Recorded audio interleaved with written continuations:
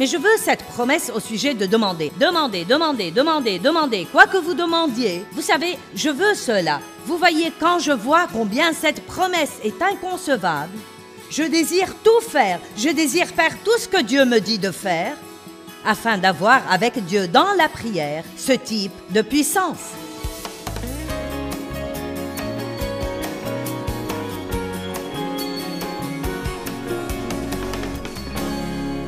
Dans Jacques 4,2, la Bible dit « Vous n'obtenez pas parce que vous ne demandez pas ». Allons voir Jacques 4. Je veux regarder le verset 1. Combien d'entre vous ont déjà pensé que vous n'avez pas demandé autant que vous auriez dû?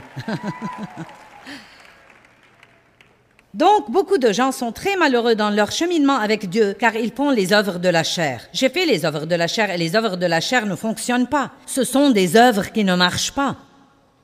Et tout ce que vous faites, c'est vous épuiser à essayer de changer vos enfants, votre époux. J'essaye, essaye, essaye, essaye, essaye, essaye. Mais est-ce que vous croyez?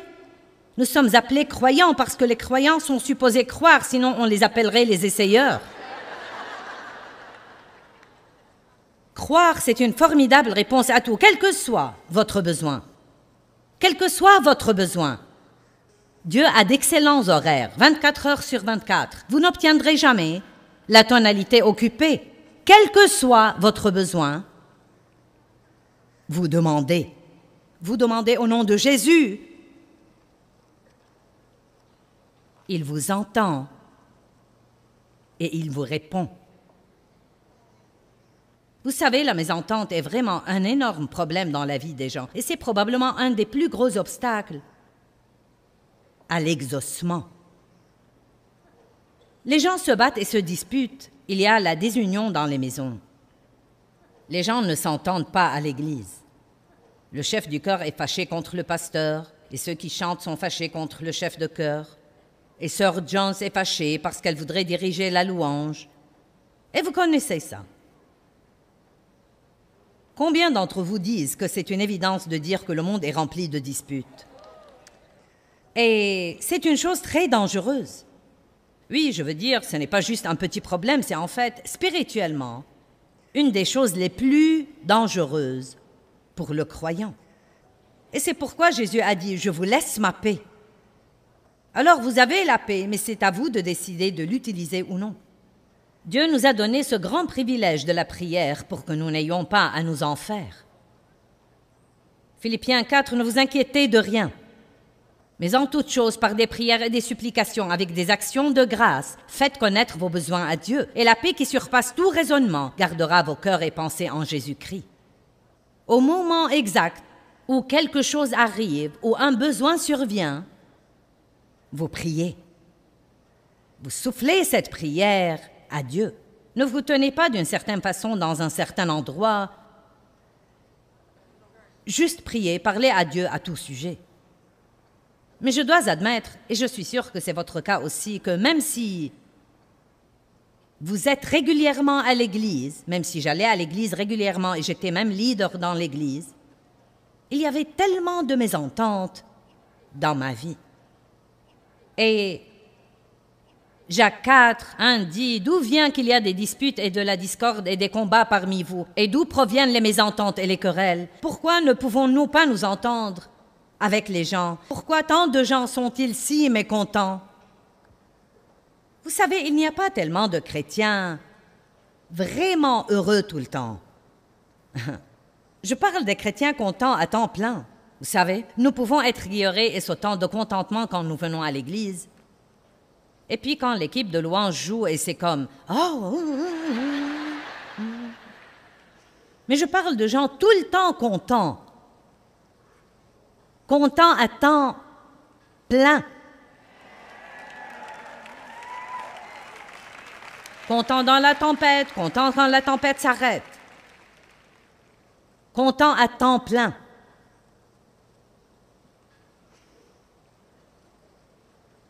Le verset 2 dit, « Voici le problème. Êtes-vous prêts? Vous êtes jaloux. Vous convoitez ce que d'autres ont et que vous ne pourrez pas obtenir.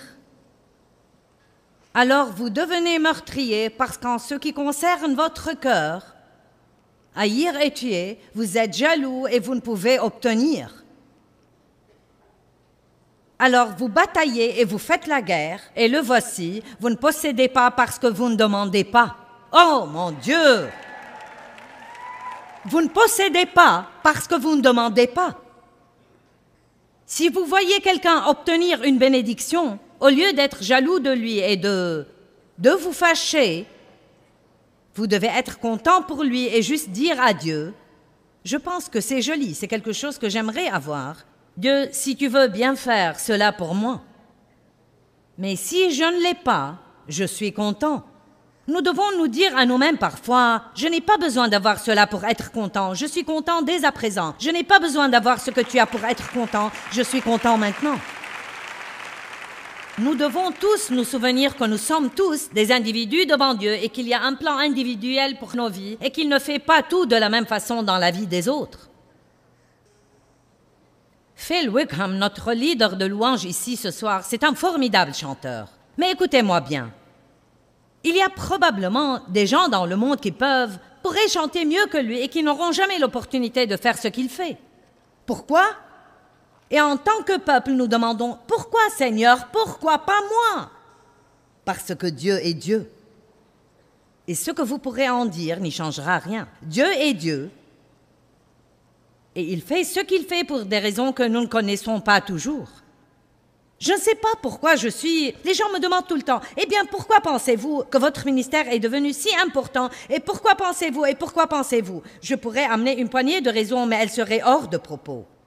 La véritable raison est Dieu. Nous avons la paix si nous commençons juste à dire, « Tu sais, Seigneur, tu as le contrôle de la situation. Et si tu veux que ça soit moi qui fasse cela, alors tu le fais arriver dans ma vie. Et si tu ne le veux pas, alors je suis quand même content. » Allons, je veux que quelques personnes aient la paix en quittant cette conférence. Vous n'obtenez pas parce que vous ne demandez pas. Demandez et recevez afin que votre joie soit complète. Je ne pense pas que je puisse être heureuse si mon mari ne change pas. Bon, vous savez quoi? Je pensais cela et Dave n'a pas changé et maintenant je suis contente. Il n'a pas changé.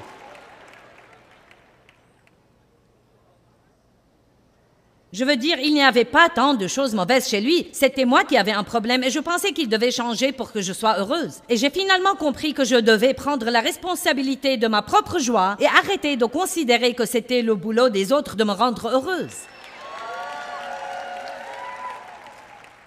Amen. Dave jouait trop au golf et je n'aimais pas qu'il joue au golf. Bien, il joue toujours au golf. Et il joue plus qu'il ne jouait à l'époque.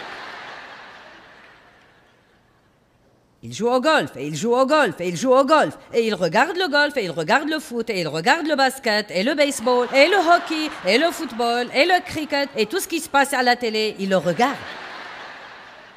Et je suis contente.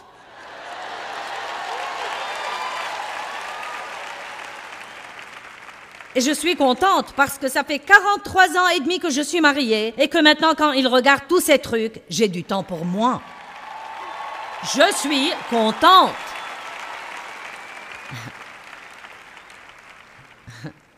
Amen. Ouh. Vous n'avez pas... Bien, je ne peux pas être heureuse. Si je ne peux pas avoir d'enfant, je ne peux pas être heureuse. Oh, si cet enfant ne grandit pas et ne sort pas de cette maison, je ne peux pas être heureuse. Je ne peux pas être heureuse si je n'ai pas une plus grande maison. Oh, je ne peux pas être heureuse si je dois nettoyer cette grande maison chaque semaine. Allons, vous n'obtenez pas parce que vous ne demandez pas. Demandez, laissez-le à Dieu et dites, Dieu, je te fais confiance. Si c'est ce que je suis supposée avoir, tu vas le faire au moment voulu et je serai heureuse en attendant, car je suis ici pour te servir. Amen. Tournez-vous vers la personne à côté de vous et dites-lui « Demande ». Très bien. Éphésiens 3:20 dit « Dieu est capable de faire bien au-delà, infiniment au-delà de tout ce que nous pourrions oser demander, espérer, penser ou concevoir. » Est-ce que quelqu'un ici peut penser à quelque chose que vous avez, qui a été votre petit projet sur lequel vous travaillez? Quelqu'un pour qui vous travaillez, mais la vérité est que vous ne priez pas beaucoup pour eux? Allez, ne mentez pas.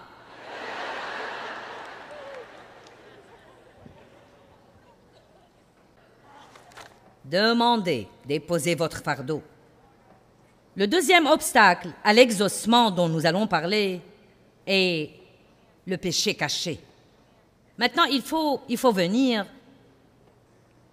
avec une conscience pure et dire qu'on ne peut pas mettre de côté certains passages de la Bible, ni essayer de ne pas prendre l'enseignement de la parole entièrement. Et donc, nous péchons, mais merci Dieu, nous avons une réponse. Tous les chrétiens ont la réponse.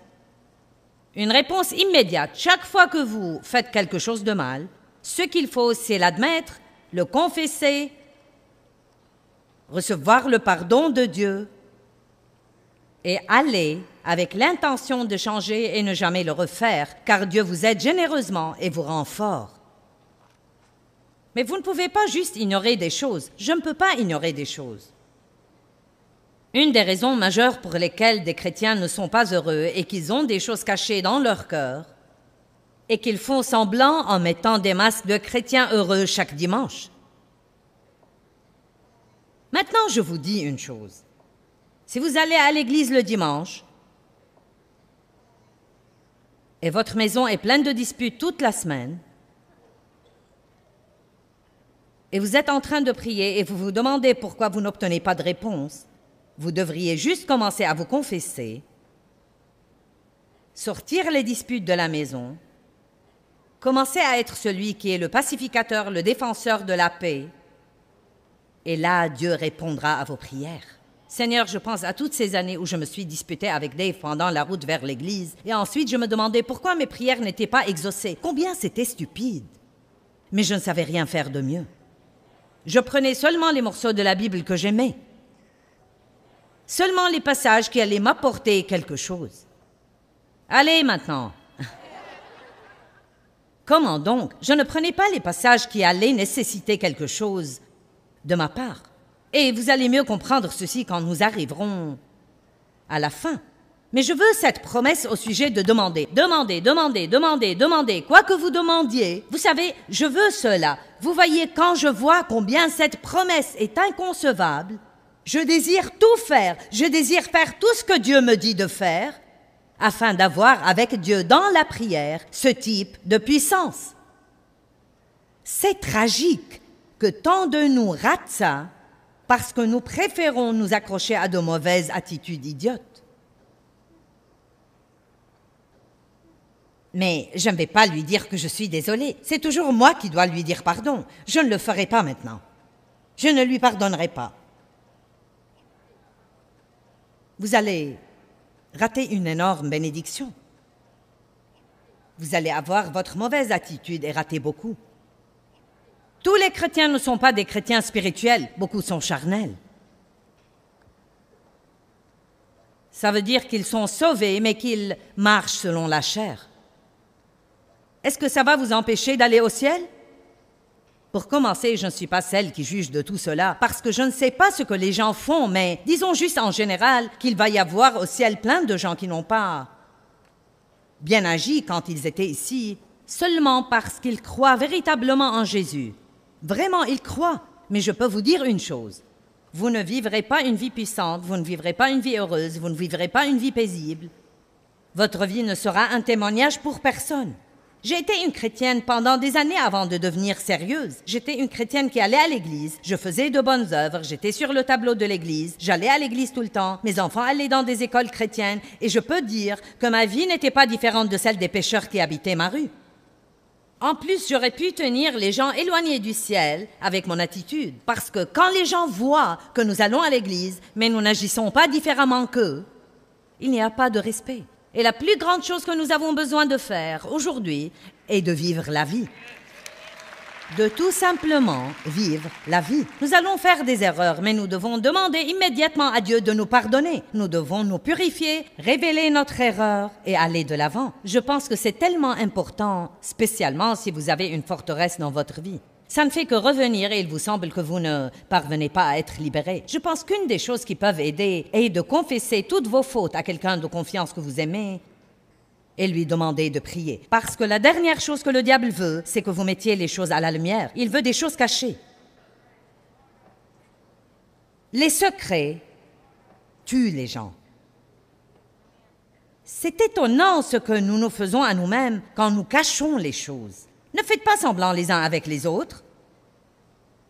Ne soyez pas la personne parfaite toute la semaine. Comment était ta journée hier? J'ai vraiment mal agi hier toute la journée. Vraiment mal. Mais je suis heureuse que Dieu m'ait fait grâce et qu'il veuille me pardonner. Je lui en ai parlé et il me pardonne. Et tu peux prier pour moi aussi parce que j'ai besoin de toute aide. Amen. Maintenant, comment était ta journée hier? Bien.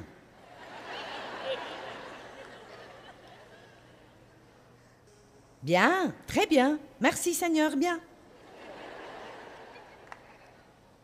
Psaume 66, 18. Se confesser est si bon. Je pense que nous devrions commencer chaque matin, avant même de prier. Dites juste Dieu, si j'ai fait quoi que ce soit qui t'offense ou qui offense quelqu'un d'autre, amène-le à la lumière dès maintenant afin que je le confesse et m'en débarrasse.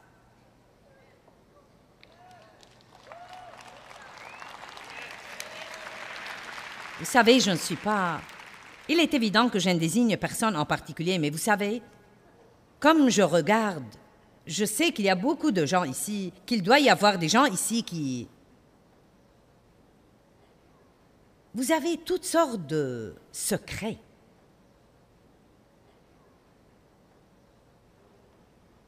Dieu le sait de toute façon. Nous ne pouvons pas vraiment cacher quelque chose à Dieu.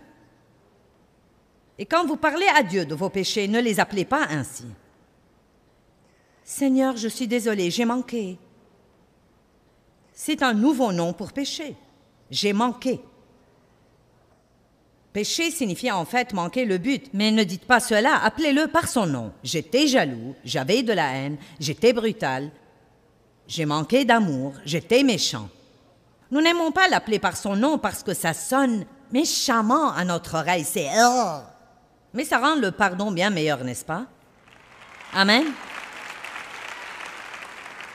Quand mon cœur est juste devant Dieu, qu'il n'y a rien là, mon cœur est juste, alors je peux venir à lui et demander avec confiance. Et quand le diable essaye de me rappeler, tu ne peux pas demander cela, regarde ce que tu as fait hier, je réponds, tu as manqué le but. Je l'ai confessé et Dieu m'a pardonné. Maintenant, je peux demander au nom de Jésus.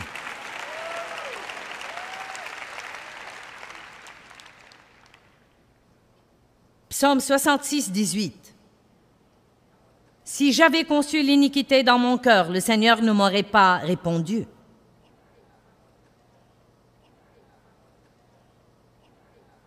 Jacques 5, 16. Ainsi, confessez vos fautes, vos manquements, vos offenses et vos mauvais pas les uns aux autres, et priez les uns pour les autres afin d'être guéris et restaurés à un niveau spirituel de cœur et de pensée. La prière fervente, sincère et continue du juste rend disponible, dynamique dans son action, une formidable puissance. Est-ce que vous voyez cela? Regardons la première partie. Ce n'est qu'une seule écriture. Confessez vos fautes les uns aux autres. Vos fautes, vos manquements, vos offenses et vos mauvais pas. Vous n'avez pas à dire à tous les gens que vous savez ce que vous avez fait. Mais nous devons arrêter de faire semblant de jouer des rôles dans la vie et être vrais. Amen. Confessez vos fautes, vos manquements, vos offenses et vos mauvais pas et priez les uns pour les autres. Ne jugez pas les autres. Quand vous savez qu'ils ont fait quelque chose, priez pour eux. afin d'être guéri et restauré à un niveau spirituel de corps et de pensée. La prière fervente, sincère et continue du juste rend disponible, dynamique, dans son action une formidable puissance. Satan veut que nous fassions des choses mauvaises. Il veut que nous soyons chargés de culpabilité et condamnation et que nous ne traitions jamais le problème. Et ensuite que nous prions cette pitoyable pathétique. Alors Dieu, si tu veux bien juste faire cette chose, je ne te demanderai plus rien. Je hais ce que le diable fait aux gens. Je parlais avec une femme dans un magasin. Elle me servait et nous avons commencé une conversation. Et ensuite, elle m'a reconnue de la télé. Ensuite, elle m'a dit dans quelle église elle allait. J'en suis venue à lui demander comment ils sont payés dans le magasin. J'ai dit, avez-vous des commissions? Êtes-vous payé à l'heure? Elle a dit, bon, je suis payée à l'heure, mais elle a dit, j'ai un quota à respecter. Et si je ne le respecte pas, alors je peux... Si je ne le respecte pas pendant assez longtemps, je perdrai mon travail. Et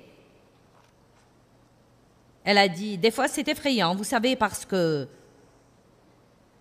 vous faites tout et juste parce que vous ne respectez pas le quota, vous pouvez être viré. Et j'ai dit, bon, pourquoi vous ne demandez pas à Dieu de vous envoyer des gens? Elle a dit, eh bien,